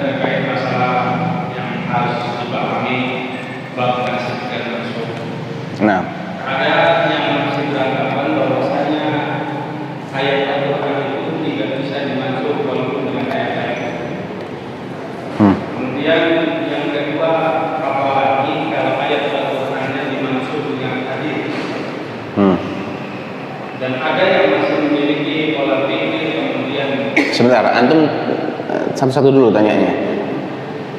Antum mau tanya tentang ada yang berpendapat begitu. Ya, bagaimana cara kita untuk menyikapinya? Taib, Anda jawab dulu satu-satu ya. Pendapat itu batil berdasarkan Al-Quran. Ma nansah min ayatin, Al-Baqarah 105. Au nunsiha na'ti bi khairin minha au mithliha. Apa saja yang kami hapus, ayat yang kami nasakh, atau kami menjadikanmu lupa terhadapnya, maka kami akan mendatangkan yang ayat lain yang lebih baik daripada apa yang sudah kami nasakh atau yang sebanding dengan apa yang kami nasakh. Jelas ayatnya. Kok dibilang tidak ada? Dia baca ayat ini enggak? Yang berpendapat itu membaca ayat ini apa tidak? Membaca cuma menafsirkannya dengan hal yang lain. Nah, berarti yang salah, yang error dia. Ya, ayatnya jelas. Kalau sudah jelas ayatnya disalah pahami, jangan didengerin yang salah paham. Itu nggak akan bisa kita jawab dengan ilmu apapun, karena dia tetap akan salah paham. Ketika sudah jelas banget, Allah mengatakan kami tidak menghapus suatu ayat atau menjadikanmu lupa, melainkan kami akan datangkan dengan ayat lain yang lebih baik atau yang setara dengannya. Nah, Kemudian bagaimana ketika seorang ulama menyikapi adanya materi yang disampaikan terkait masalah tidak bisanya diterima satu ayat dimaksud dengan hadis. baik. Itu masalah yang memang diperselisihkan di kalangan ulama usul fikih. Jadi bukan masalah yang ijma. Apakah ada hadis yang menasakh ayat Al-Quran, ataukah tidak ada hadis yang menasakh ayat Al-Quran? Mereka membahas masalah ini karena di antara syarat nasikh wal mansukh itu harus satu level kekuatan hukumnya. Jadi min haitsus tsubut, dari segi keabsahan, kekuatan hukumnya harus satu level. Al-Quran qat'i. Nah, ini masalah pembahasan ini juga sebetulnya pembahasan yang tidak lepas dari campuran ilmu kalam. Ilmu kalam itu mungkin mirip dengan filsafat gitu ya. Karena memang ilmu usul fikih ini banyak berkembang di kalangan orang-orang yang belajar ilmu kalam. Sehingga ada pembahasan hadis mutawatir dengan apa? Ahad. Terus dari pembahasan ini mereka kupas lagi, hadis mutawatir itu yufidul ilm al-qat'i, sedangkan hadis ahad itu hanya yufidul dhann atau yufidul ilm an-nazari. Jadi kekuatan hukumnya beda antara mutawatir dengan ahad. Kalau ahad itu hanya diduga benar, tidak bisa dipastikan. Ini pembahasan-pembahasan yang tidak berdasar sebetulnya, karena itu muncul dari pola pikirnya al-mutakallimun, sehingga tidak menutup kemungkinan pembahasan mereka tentang tidak mungkin ada sunnah yang menasakh Al-Quran itu juga turunan dari masalah induk ini, masalah tentang kekuatan hukum Quran dengan sunnah. Mereka sudah membuat pijakan sunnah itu di bawahnya Quran selalu, gitu loh. Mau sehebat apapun tetap di bawahnya Quran. Nah, sekarang pijakan ini apa dasarnya? Siapa yang mengatakan sunnah ini selalu di bawahnya Quran? Padahal Nabi mengatakan ala inni utitul Qur'ana wa mithlahu ma'ah. Ingat, aku ini diberi Al-Quran dan diberi yang semisal dengan Al-Quran, bersama dengan Al-Quran. Ini sunnah. Ala yushiku rajulun ya'tihi hadithun min hadithi wa huwa muttaqi'un ala arikatihi syab'an. Ingat, akan datang suatu masa di mana seseorang yang sedang duduk sambil miring begini dalam keadaan kenyang, ya ini menunjukkan orang yang biasanya males-malesan, bukan seorang yang rajin belajar, ya. Datang kepadanya hadithun min hadithi, sebuah hadis di antara hadis-hadis yang aku sampaikan. Kemudian dia nyikapi begini, alaikum bihadzal Qur'an. Udahlah, kalian berpegang dengan Al-Qur'an saja. Ya. Sudah, kalian cukupkan diri kalian dengan Al-Qur'an saja. Fama wajadtum fihi min halalin fa-ahillu wa ma wajadtum fihi min haramin faharrimu. Apa yang dihalalkan oleh Al-Qur'an, kalian halalkan. Itu aja. Apa yang diharamkan oleh Al-Qur'an, kalian haramkan. Di luar itu enggak usah. Ala wa inna ma utitul Qur'ana wa mithluhu ma, kata Nabi.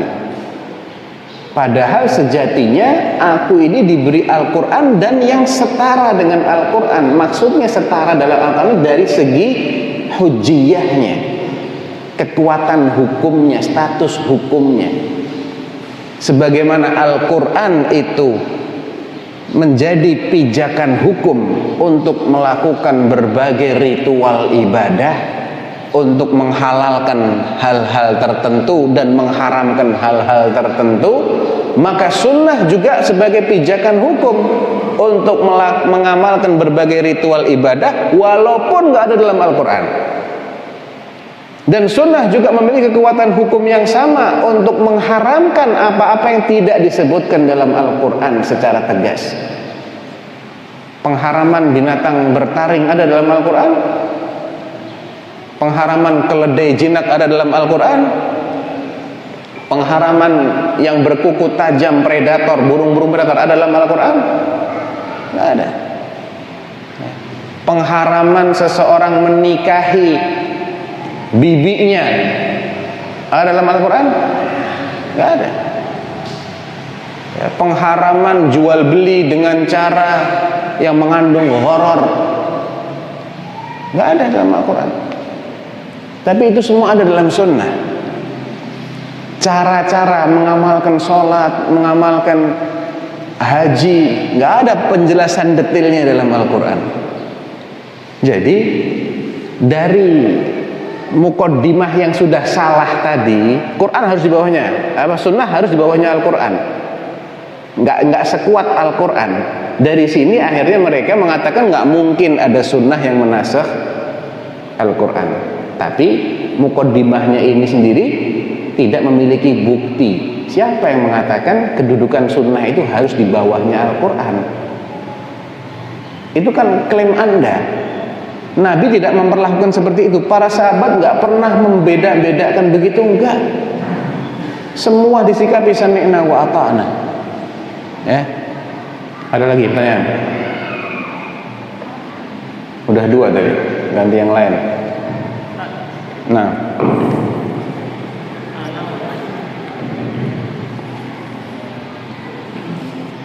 Anda bertanya tentang salah ulama yang katanya Ustaz bernama Abdullah bin Ali Al-Qasimi. Anda nggak dengar, Anda tanya apa nih barusan? Pelan-pelan suaranya. Agak jauh. Apa maksudnya tadi? Ya udah langsung aja. Anda pernah cerita di Google. Ada seorang ulama bernama Abdullah bin Ali Al-Qasimi. Al-Qasimi. Ulama Ustaz, jadi ateis sampai meninggalnya. Iya, betul itu. Yang Anda tanyakan bagaimana kronologisnya sampai dia menjadi Ustaz. Panjang ceritanya ya. Antum tanya di sini, antum baca aja di Google sana. Ya. Panjang, tapi singkatnya dia ini belajar buku-buku filsafat, banyak membaca syubhat sehingga terkena syubhat. Singkatnya begitu. Ya, makanya ini jadi ibrah buat kita. Jangan membuka diri terhadap syubhat. Hati manusia itu lemah. Ya. Hati manusia itu lemah. Para salaf kita mengajarkan kita untuk mewaspadai syubhat, menjauhkan diri dari syubhat. Hal-hal yang samar-samar. apalagi bagi orang-orang yang ilmunya masih minim, ya. Dan kita juga diajari untuk mengetahui dalil-dalil kebenaran sebanyak-banyaknya. Orang yang dalilnya banyak seperti orang yang punya amunisi banyak, tidak akan kehabisan amunisi dia. Tapi kalau amunisi cuma satu peluru doang, ya, dalilnya cuma satu, dalil ini digoyahkan, bingung dia nggak tahu dalil lain. Nah, jadi antum baca aja sendiri, insya Allah kronologinya bagaimana, ya. Intinya dia ini orang yang membuka diri terhadap syubhat, akhirnya dia terkena syubhat itu dan wal'iyadzubillah murtad di akhir hayatnya. Nah,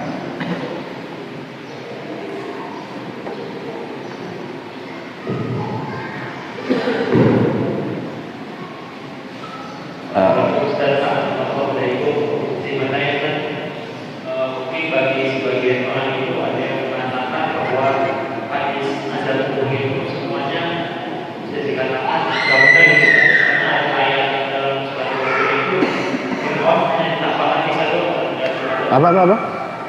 mana ada ayat dalam surat kubur itu Iya. 44 kalau salah. Jadi Allah itu nggak ada siksa masih kelihatan siksa neraka doang. Bagaimana menyikapi pemahaman yang tadi? Ya. Pertama kita mesti koreksi, ya. Tidak semua omongan orang itu kita dengerin, ya. Siapa sih ngomong itu? Siapa coba? Siapa dia? Jangan semua orang ngomong ditangkap, dipikir, oh ya fulan gini ya. Salah. Dengerin ahli, ucapan ulama yang diakui ilmunya, dan ulamanya nggak nyeleneh. Kalau dia udah mulai nyeleneh, jangan didengerin. Kalau semua orang ngomong kita dengerin, bingung terus kita, ya. Kebenaran itu harus kita sikapi seperti ilmu pasti. Iman itu kita sikapinya seperti ilmu pasti. Ada yang hari ini masih meragukan kalau 2 kali 2 sama dengan 4. Ada yang masih meragukan. Ada yang mau memperdebatkan kalau 2 kali 2 sama dengan 4. Jangan begitu. Ya, iman itu yang benar adalah yakin, nggak ragu-ragu lagi. Innamal mu'minuna alladzina amanu billahi wa rasulihi tsumma lam yartabu. Kalau kita jadikan agama kita ini nisbi semua, semua dasar-dasar iman itu kita anggap ini masih debatable semua, ini masih boleh kita perdebatkan, tidak akan beriman kita. Terus yang mau kita imani apa? Suatu ketika Al-Imam Malik rahimahullah pernah diajak berdebat oleh tokoh Murji'ah namanya Abul Juwairiyah. Abul Juwairiyah ini bilang begini, ujadiluka fi masalah, ayo tak ajak debat tentang satu masalah ya. Apa kata Imam Malik? Fa in ghalabtani, kalau engkau mengalahkanku bagaimana? Qala tabi'tani, ya kamu ikut aku. Fa in ghalabtuk, kalau sebaliknya aku yang mengalahkan kamu bagaimana? Qala tabi'tuk, ya aku mengikut kamu.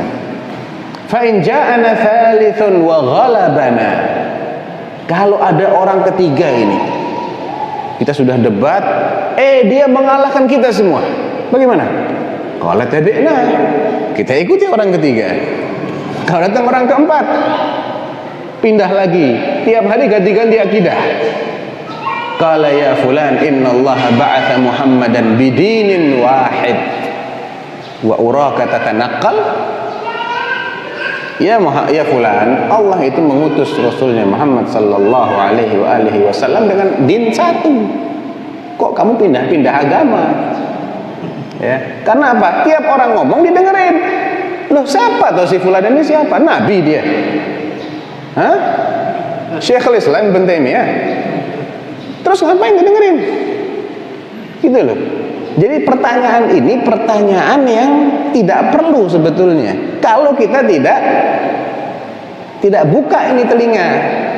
Jangan dibuka untuk semua orang. Dan ini ana jelaskan supaya tidak muncul pertanyaan kedua, ketiga, keempat gara-gara semua orang ngomong didengerin. Gitu loh. Kalau ana jawab ini, tapi antum tidak ana kasih tahu tadi, Nanti orang lain dengerin orang lain, muncul syubhat lagi, baru lagi, nggak akan ada kelarnya. Jadi kita ikuti bagaimana para salaf menasehati kita dalam masalah ini loh, telinga dan mata ini. Yaum minal ayyam, salah seorang tokoh tabi'in namanya Tawus bin Kaisan al-Yamani rahimahullah, tokoh tabi'in. Dia sedang berjalan dengan putra yang namanya Abdullah bin Tawus. Ada orang lewat di depan dia mau menyampaikan statementnya tokoh Khawarij yang namanya Najdah bin Amir. Ya, dia didengkot Khawarij, dan Khawarij adalah minal mubtadi'ah. Khawarij juga punya syubhat. Semua ahli bid'ah dagangannya adalah syubhat. Ya. Semua dalil mereka adalah dalil yang disalahfahami. Khuduha qa'idah. Semua ahli bid'ah dalil mereka adalah dalil yang disalahfahami atau dalil yang tidak valid. Tidak mungkin dalil mereka valid dan dipahami benar jadi syubhat, nggak mungkin. Ya. Ketika dia mau menyampaikan ucapannya tokoh ahli bid'ah, inna najdata yaqulu kada wa kada, langsung si Tawus tutup kedua telinganya dengan jarinya dan dia perintahkan anaknya, ya bunayya usdud udunaika wa ahkim,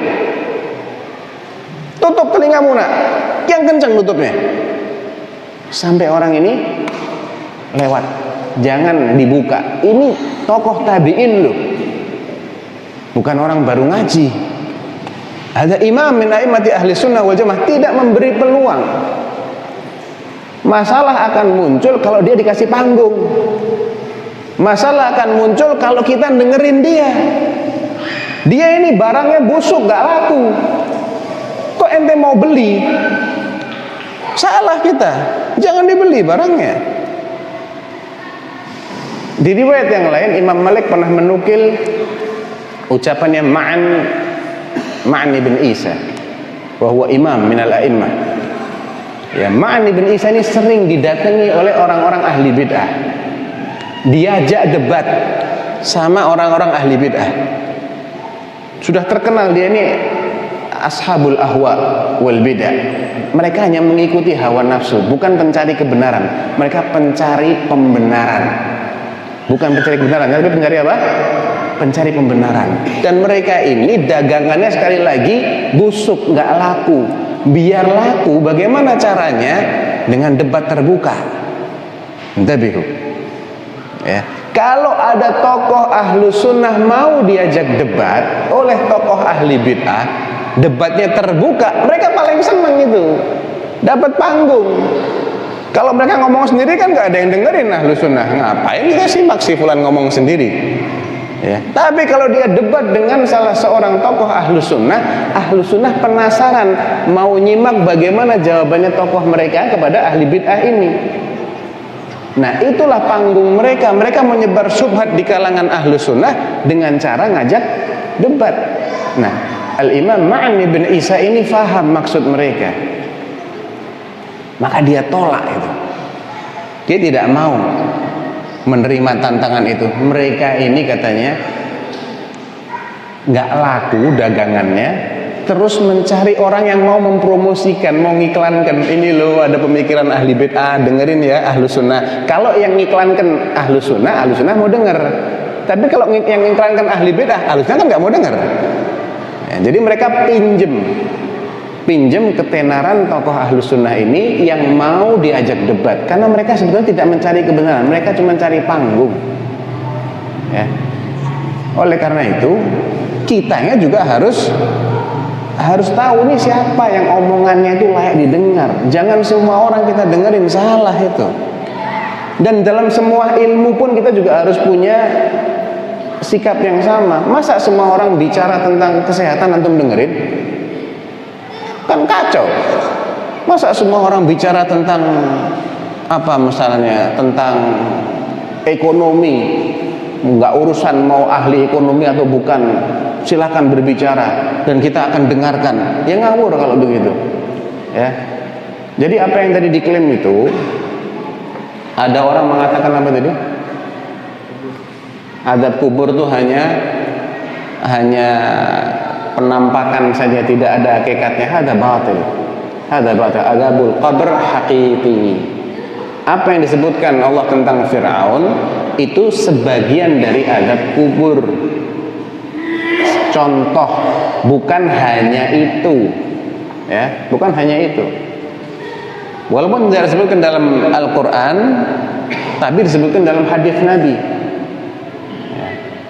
Jadi penjelasan tentang azab kubur dengan pukulan malaikat di antara mata orang kafir ketika dia tidak bisa menjawab 3 pertanyaan, dengan teriakan yang semuanya mendengar sekelilingnya kecuali jin dan manusia. Ada min adzabil qabr. Min adzabil qabr.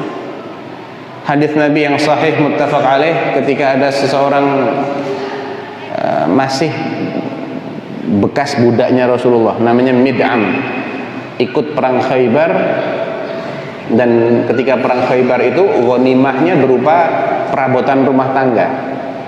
Kebanyakan ghanimah perang Khaybar itu hanya perkakas rumah tangga. Nah, si Mid'am ini menggelapkan sebuah selimut, ya, selimut yang diambil sebelum ghanimah itu diserahkan semuanya kepada imam, kemudian dibagi oleh imam. Harusnya begitu.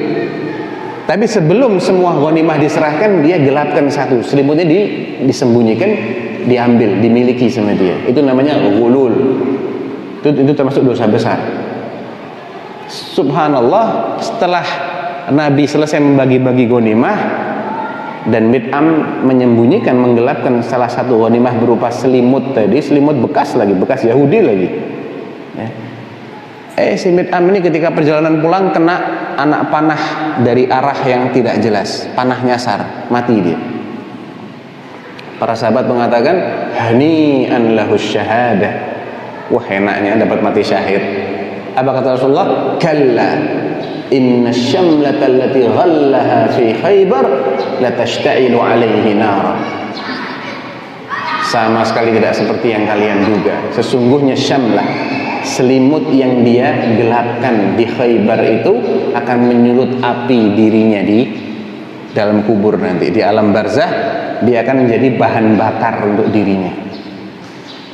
Jadi ada azab kubur, walaupun tidak dijelaskan semua bentuk azab kubur dalam Al-Quran, hanya disebutkan an-naru yu'raduna 'alaiha ghuduwan wa 'ashiyya, tapi tidak hanya itu.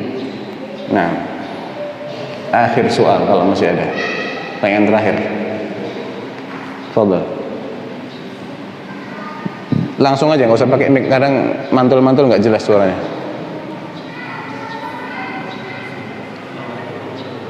Irfa sautak, yang keras.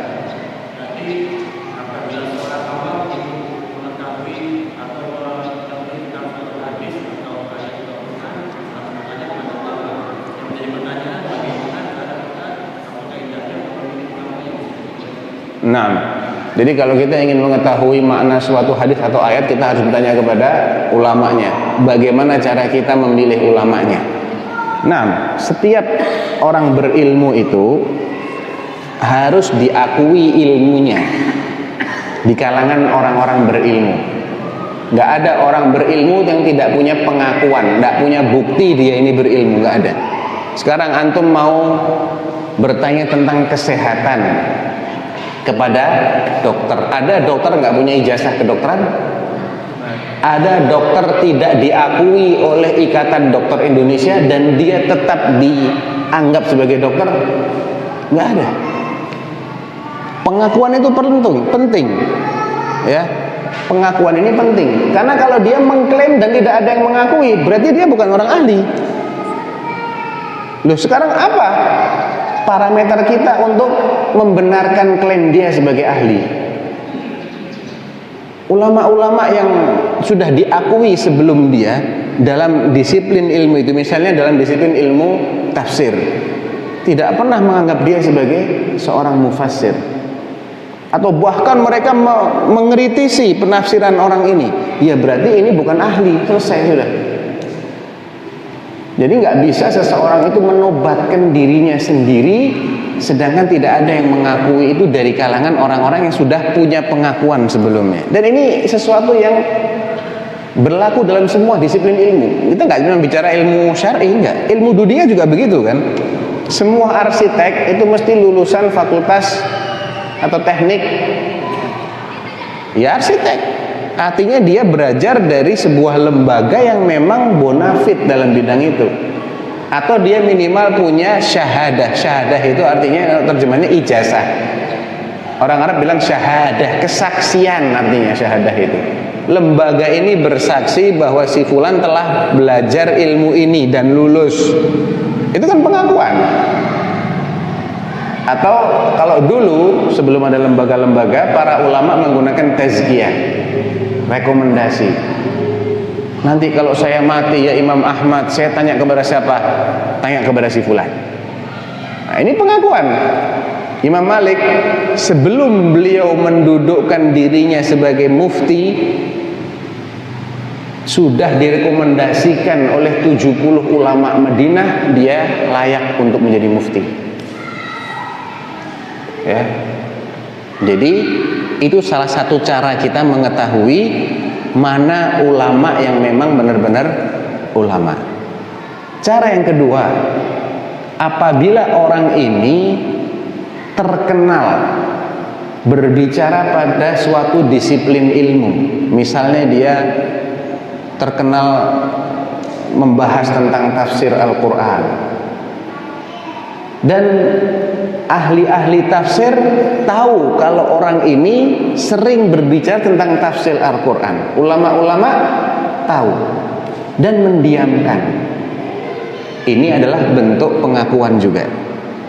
Seandainya penafsirannya banyak yang ngawur, para ulama kita nggak akan diam. Yakin.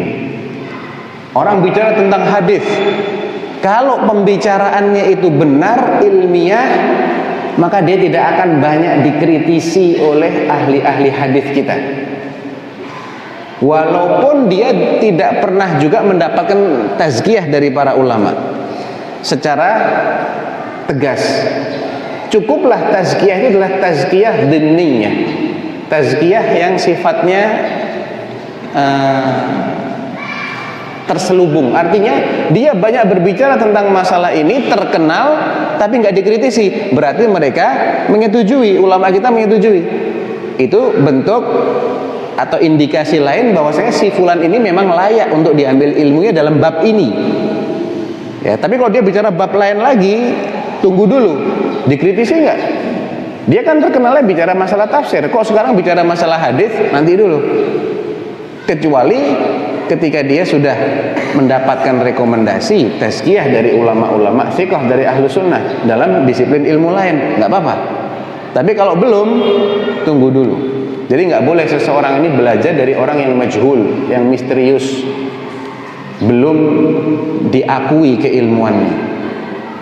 Ada cara yang ketiga, tapi yang ketiga ini kalau darurat aja dipakai. Apabila seseorang ini tinggal di sebuah daerah yang di situ sangat jarang ahli ilmunya, dan orang-orang masyarakat di sini tidak punya akses untuk bertanya kepada ulama-ulama di luar. Tiba-tiba datang seseorang yang mengajarkan ilmu syar'i dan dia membawakan dalil. Dalilnya itu Al-Quran, dalilnya itu hadis Nabi yang valid. Dia menukil ucapan para ulama. Maka apa yang dia sampaikan ini, kitabullah, sunnah Rasulullah, ijma, pendapat penjelasannya para salaf, ini menjadi indikator bahwa dia ini memang berilmu. Kalau dia tidak berilmu, dia tidak akan pernah pakai dalil. Ngawur aja, pakai mimpi, ya, pakai menurut saya, pakai pendapat kebanyakan orang. Semua yang tidak bisa menjadi dalil dia jadikan sebagai dalil, berarti ini bukan orang berilmu. Tapi kalau yang dia bawakan adalah kitabullah, dia menukil penafsiran ahli-ahli tafsir, maka ini menjadi indikator ketika kita tidak mendapati tazkiyah atau rekomendasi dari para ulama, dan dia juga berdakwah di daerah yang terpencil, nggak ada ahli ilmu selain dia di situ. Mungkin dia satu-satunya dai perintis di situ. Kalau ini dipersyaratkan, mana tazkiyahnya dari para ulama? Ya, ini berlebihan, ya. Karena dia juga orang baru. Mungkin tidak semua orang itu dikenal oleh para ulama, enggak.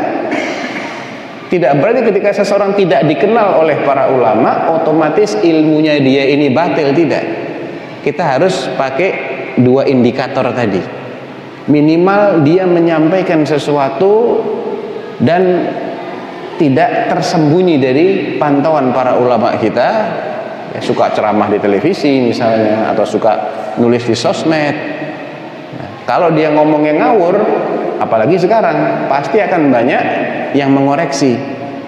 Tapi ketika dia tidak menggunakan cara itu, maka satu-satunya yang tersisa adalah apa yang dia bawakan itu sendiri. Karena kebenaran itu kan memiliki sumber-sumber yang jelas. Kitabullah, sunnah Rasulullah. Ya. Dia bisa membuktikan bahwa apa yang dia nukil itu memang ada hadisnya seperti itu. Hadisnya juga jelas. Hadis-hadis yang riwayat sahih, ya. Bukan hadis yang dicari-cari nggak ketemu. Kemudian dia menukil penjelasan para ulama ahlus sunnah, maka ini menjadi indikator terakhir. Faedah ini disebutkan oleh Syekhuna Syekh Sulaiman Ar-Ruhaili, ya, hafizahullah taala. Tayyib, rasa cukup ya, sudah mau maghrib juga. Mudah-mudahan bermanfaat. Wallahu taala a'lam wa ahkam. Sallallahu alaihi Muhammadin wa ala alihi wa sahbihi wasallam. Subhanakallahumma wa bihamdika asyhadu an la ilaha illa anta astaghfiruka wa atubu ilaik. Assalamualaikum warahmatullahi wabarakatuh.